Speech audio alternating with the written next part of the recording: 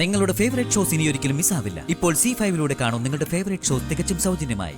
Producer പ്രതിഫലത്തിന്റെ കാര്യം പറയാൻ വേണ്ടി വിളിച്ചപ്പോ അയാളെ തെറി പറഞ്ഞുകൊണ്ടാ ആ മഹാനെ സിനിമയിൽ നിന്ന് മാറ്റിയത്.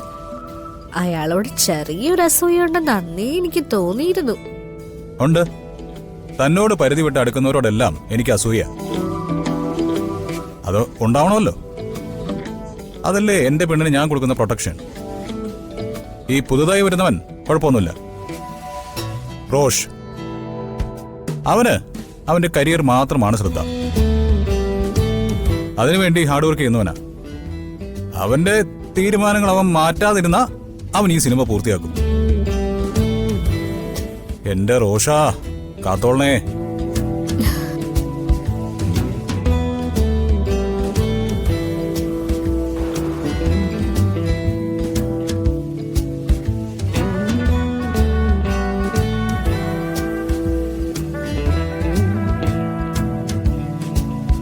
രാധിക, ഇപ്പോൾ നമ്മൾ എടുക്കാൻ പോകുന്നത് നിങ്ങൾ രണ്ടുപേരും കൂടിയുള്ള ഒരു ഇന്റിമേറ്റ് സീനാണ്. അതായത് ഹീറോ പ്രണയം പറഞ്ഞ് കുറച്ച് നാളുകൾക്ക് ശേഷം ഹീറോയിൻ അത് അഡ്മിറ്റ് ചെയ്യുന്നതാണ്.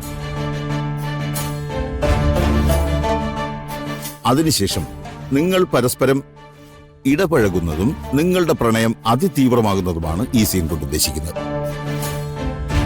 രാധികയ്ക്ക് പ്രോബ്ലം ഒന്നുമില്ലല്ലോ? ഇല്ല സർ, സിനിമയ്ക്ക് വേണ്ടിയല്ലേ.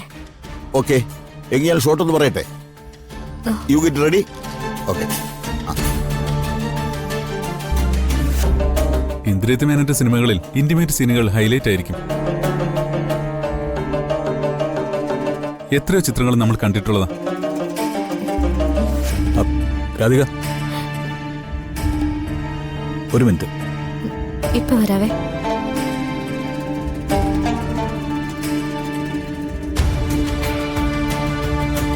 എന്താ?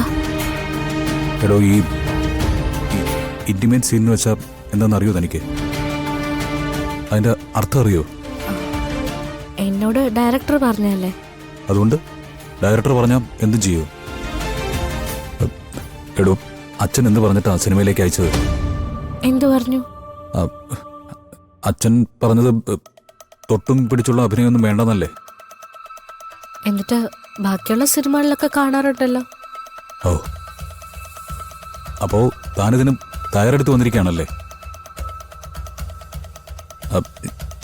ഞാനാണല്ലോ തന്റെ കെയർ ടേക്കർ. ഞാൻ ഡയറക്ടറോട് പറയാം ഇതൊന്നും പറ്റില്ലെന്ന്.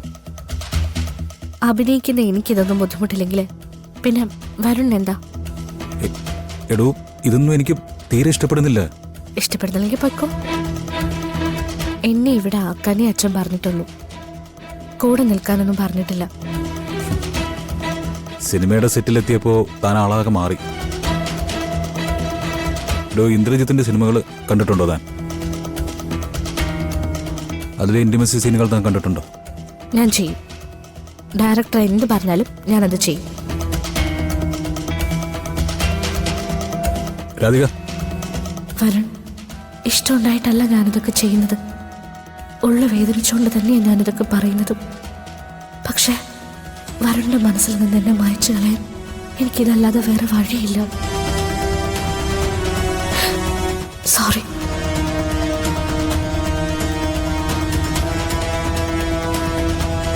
ഡൗൺലോഡ് ചെയ്യൂ C5 ആപ്പ്. കാണൂ എല്ലാ എപ്പിസോഡുകളും സൗജന്യമായി.